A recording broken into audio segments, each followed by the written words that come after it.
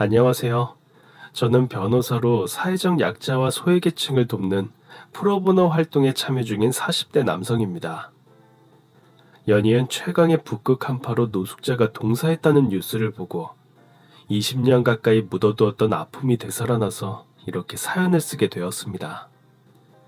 저도 제 나이 스물에 노숙자가 되어 거리를 배회한 적이 있습니다.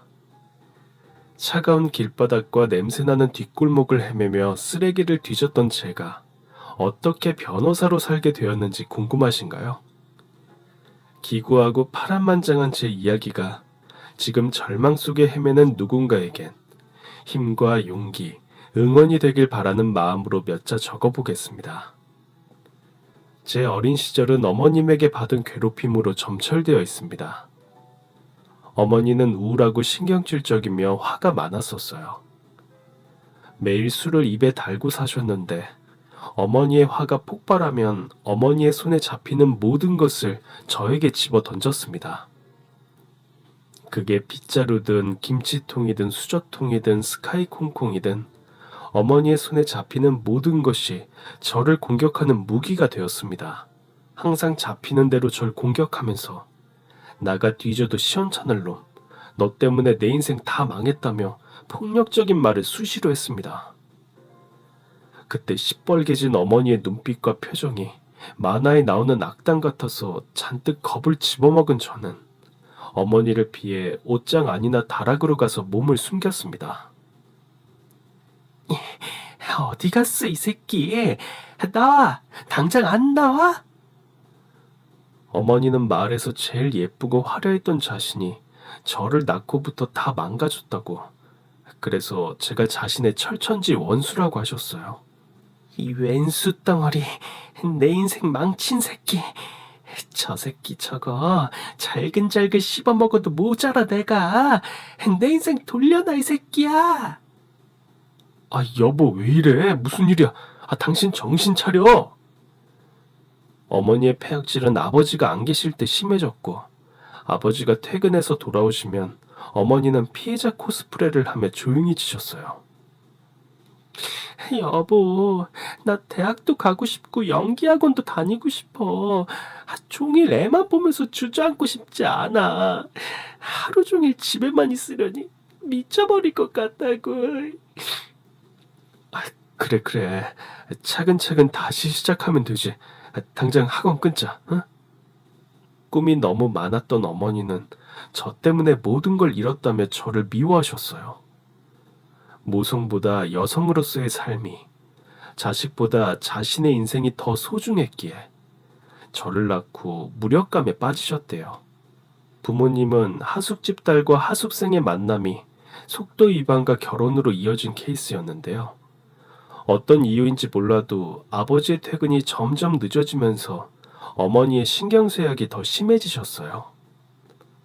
제 기억엔 아버지가 농협이나 마을금고 같은 금융기관에서 일하셨던 것 같아요. 월급날이면 바삭하게 튀긴 통닭이나 말랑말랑한 풀빵을 사들고 와서는 다정한 목소리로 자고 있는 저를 깨워 제 손에 쥐어주셨고요. 이따금 저를 데리고 학교 운동장 가서 캐치볼을 함께 했던 기억도 어렴풋하게 남아있습니다. 제일 선명한 기억은 저를 업고 헐레벌떡 뛰던 아버지의 뒷모습입니다. 그날은 바깥 날씨가 추웠는지 아니면 비가 왔는지 아버지와 저는 방에서 씨름을 하면서 놀았습니다. 제가 으아 기합을 넣으면서 아버지에게 달려들면 아버지가 저를 힘껏 들어올려서 쌓아놓은 이불 위에 착지시키는 우리 부자만의 놀이였습니다. 어머니는 집에 안 계셨던 것 같아요. 저는 으아 헐크 흉내를 내면서 아버지에게 달려들었는데 아버지가 장난을 친다고 몸을 피하셨는지 어쩌다 보니 제가 유리로 된 장식장으로 돌진해서 쿵 하고 머리를 박고 말았습니다. 장식장 유리가 와장창 깨지면서 저는 정신을 잃었던 것 같아요. 제가 정신이 들었을 때는 아버지의 등 위였는데 아래턱이 화끈거리고 아팠습니다. 아빠, 나 아파. 나 죽는 거야? 아니야, 정빈아, 괜찮아. 아빠가 정빈이 죽게 안 해. 다 괜찮을 거야. 조금만 참아. 이제 우리 정빈이 용감하고 씩씩한 용사잖아. 그지? 응. 아버지는 정말 미친 속도로 저를 업고 뛰셨어요. 병원으로 가는 택시 안에서 부들부들 떨면서 저를 안고 괴로워하던 모습도 잔상으로 남아 있습니다. 그렇게 전 오른쪽 턱 아래에 봉합수술을 받았고 6cm 정도의 흉터가 기다랗게 남았습니다. 집으로 돌아와서 이부자리에 누웠을 때 제 손을 잡고 기도하던 아버지의 모습이 어렴풋하게 남아 있습니다. 아쉽게도 아버지의 얼굴이 가물가물해요. 왜냐면 그 일이 있고 얼마 안 있어 두 분이 헤어지셨거든요. 어머니 말로는 아버지가 바람을 피워서 이혼을 했다고 하셨지만 어린 나이에도 그 말이 믿기지 않았어요. 늘 술에 쩔어서 밖으로 나돌고 외박도 일삼던 사람은 정작 어머니였으니까요. 아무튼 어머니는 이혼하자마자 도망치듯 저를 데리고 낯선 곳으로 이사를 갔습니다. 지금 생각해도 어머니가 왜 저를 선택했는지 모르겠습니다. 딱히 저를 사랑해서는 아니었어요. 어쩌면 화풀이 상대가 필요했던 걸까요? 어머니와 단둘이 살게 되자 어머니의 괴롭힘은 더 심해졌어요. 밥을 차려주지 않는 날도 많았고요. 남자들을 만난다고 나가서 며칠씩 집을 비워두기도 했어요. 어떤 날엔 남자들을 집으로 데려오기도 했습니다. 그런 날이면 집안에서 나는 술 냄새가 죽도록 싫었어요. 그러다 남자들이 떠나고 화를 조절하지 못하면 어김없이 저에게 화풀이를 했어요. 그 당시는 엄마한테 마구 혼나고 난 직후 잠깐의 시간이 그나마 평안했을 정도예요. 엄마한테 혼나고 집에 혼자 울면서 잠들 때마다 아버지가 슈퍼맨처럼 나타나서 저를 구해주길 간절하게 바라고 또 바랬습니다. 하지만 아버지는 어머니와 이혼한 뒤로 단 한 번도 얼굴을 볼 수가 없었습니다. 아버지가 나를 버렸다는 사실이 믿기지 않았고 믿고 싶지 않았습니다. 초등학교 1학년 때였어요. 학교에 가져갈 준비물이 필요해서 어머니에게 말했을 뿐인데 어머니의 화가 폭발했습니다. 내가 지금 누구 때문에 이러고 사는데 내 인생 망친 주제에 뭐? 돈? 네 같은 왼수는 맞아야 정신을 차리지? 하면서 옆에 있던 나무 빗자루를 들고 저를 사정없이 난타하셨어요. 두 팔로 머리를 감싸고 매질을 피하면서 이렇게 가만히 있다간 죽을 수도 있겠구나 그런 생각을 했습니다. 그래서 일단 피하자 하는 마음으로 집을 뛰쳐나왔습니다. 어머니의 매질을 피해 일단 도망쳐 나왔는데 다시 집으로 돌아가기가 싫더라고요. 무작정 걸었습니다. 길을 걸어도 집으로 돌아가고 싶은 마음이 생기지 않았어요. 발길 닿는 대로 걷고 또 걷다가 문득 정신을 차려보니 그곳은 한 번도 본 적 없는 생경한 낯선 동네가 떡하니 눈에 들어왔습니다. 네, 저는 졸지에 길 잃은 미아가 돼버렸습니다. 한겨울 해가 져서 사방은 어둑어둑한데 집으로 돌아갈 차비는 없고 배에서는 꼬르륵 소리가 났습니다.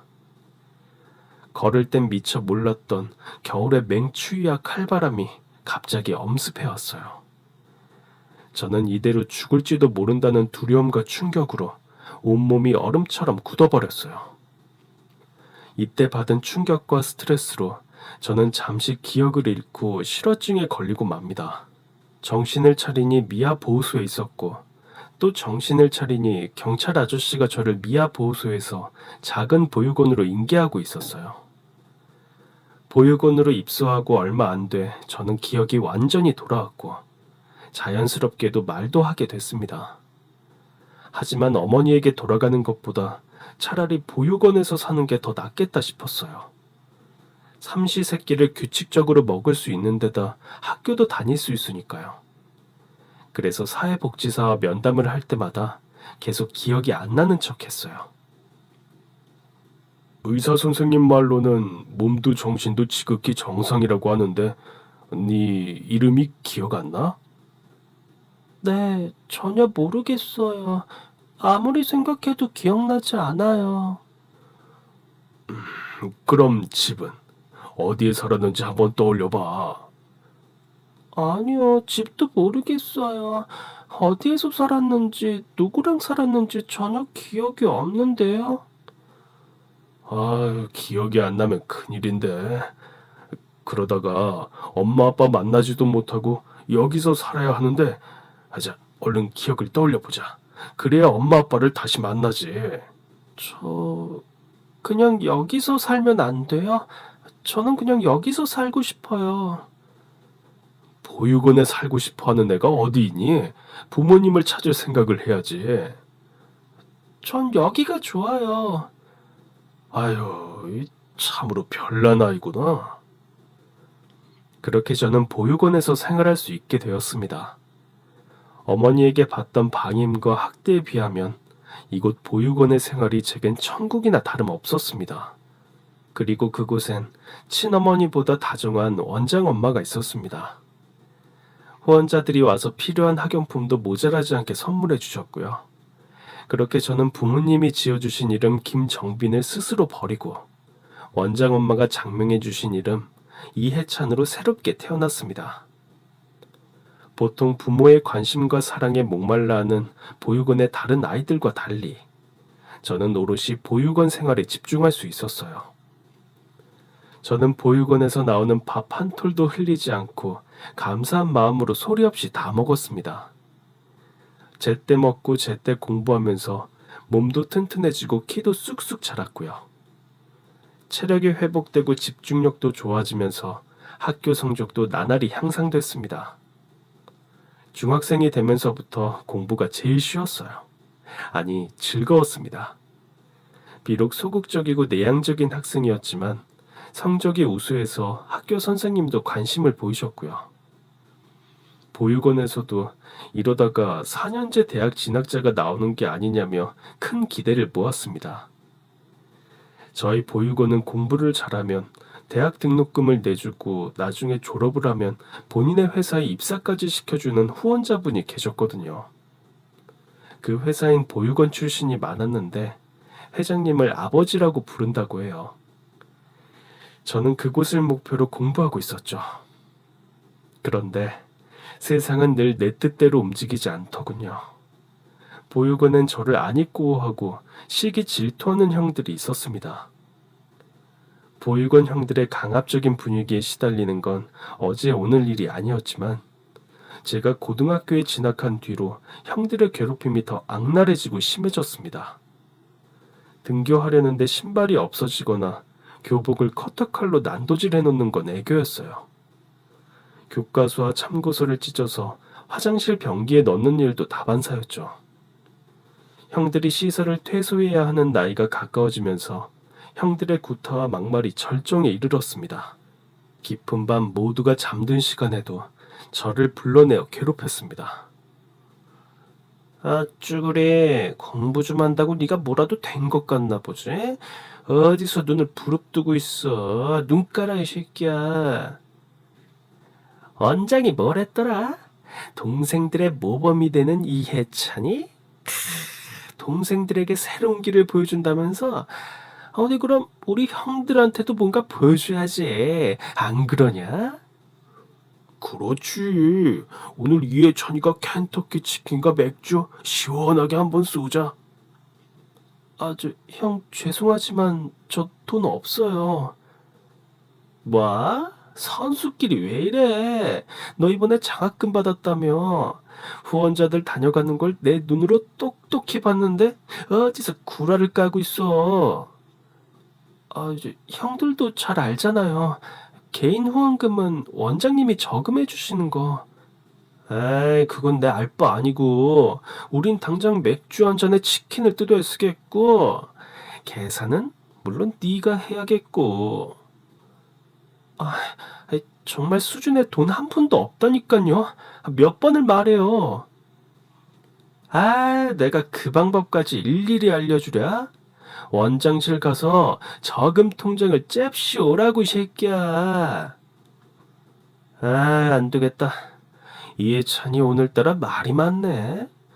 며칠 안 맞았다고 몸이 근질근질한가 본데. 야, 죽여.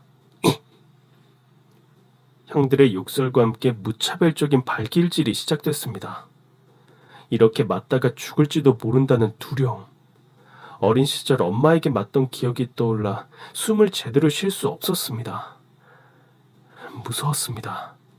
형들은 급기야 커터칼로 저를 위협하며 원장님 지갑에 있는 카드를 훔쳐서 돈을 찾아오라고 명령했습니다. 만일 이틀 안에도 빈손이다. 그럼 뭐 네 얼굴 상처? 그건 애교로 보이게 해준다. 원장님께 솔직하게 말씀드려 볼까 했지만 그랬다간 형들한테 어떤 보복을 당할지 몰랐어요. 그래서 제가 선택한 곳은 36개 주랭랑 도망이었죠. 학교 폭력이라면 피해자가 다른 곳으로 전학이라도 갈 수 있지만 보육원 폭행은 그럴 수도 없었습니다. 겨우 17, 어린 나이에 무작정 보육원을 뛰쳐나와 길거리 생활을 시작하게 됐습니다. 처음엔 새벽부터 일하는 조그만 첨가물 판매 업체에서 일했는데요. 아르바이트생에게 숙식을 제공했기 때문에 학교를 다니지 않고 집이 없는 저에겐 아주 매력적인 조건이었습니다. 게다가 월급이 200만 원이나 된다고 해서 얼른 돈을 모아서 방도 구하고 검정고시도 준비해야지 했습니다. 캄캄한 새벽 4시부터 저녁 8시까지 무려 16시간 동안 일했어요. 지금으로 따지자면 최저임금에 못 미치는 액수였지만 저는 처음으로 밥벌이를 한다는 즐거움에 힘든 줄 모르고 일했습니다. 드디어 기다리고 기다리던 첫 월급날이 돌아왔는데 어찌된 영문인지 사장님이 월급을 주지 않는 거예요. 사장님, 뭐 잊으신 거 없으세요?